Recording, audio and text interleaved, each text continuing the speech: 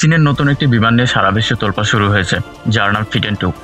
এটি কোনো সাধারণ বিমান নয়, এটি একটি হাইপারসনিক বিমান। হাইপারসনিক কথার মানে হলো এটি শব্দের চেয়ে 5 গুণ বেশি গতিতে উঠতে পারে।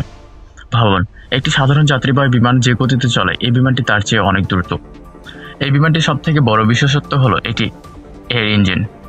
বিজ্ঞানীরা এটিকে এমনভাবে তৈরি করেছে যে এটি একটি রকেট এবং এটি সাধারণ জেট ইঞ্জিনের মতো কাজ করতে পারে।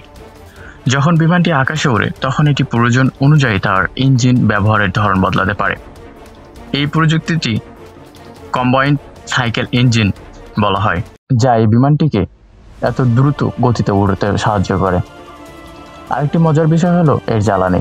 এটি সাধারণ বিমানের মতো শুধু কেরোসিনের ওপর নির্ভর করে না, এর সাথে হাইড্রোজেন পারঅক্সাইড নামে একটি বিশেষ রাসায়নিক মেশানো হয়।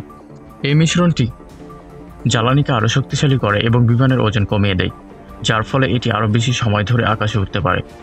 সম্প্রতি চীনে এই বিমানটির যে পরীক্ষা চালানো হয়েছে তা সফল হয়েছে। বিজ্ঞানীরা দেখেছেন বিমানটির আকাশে ওড়ার সময় খুব সহজে তার গতি এবং ইঞ্জিনের ধরন পরিবর্তন করতে পারে।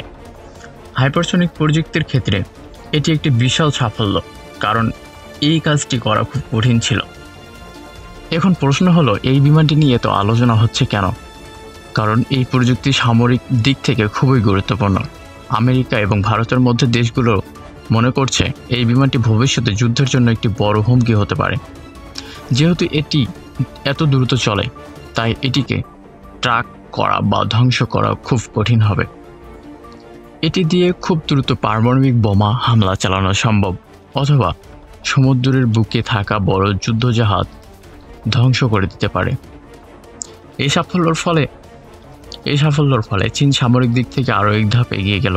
বিশেষ করে ভারত মহাসাগর এবং দক্ষিণ চীন সাগরের মতো এলাকায় তাদের শক্তি অনেক বেড়ে যাবে বলে মনে করা হচ্ছে। এক কথায়, এই ফিটেন 2 বিমানটি শুধু একটি প্রযুক্তিগত সাফল্য নয়, এটি বিশ্বের ক্ষমতার লড়াই একটি নতুন মাত্রা যোগ করেছে।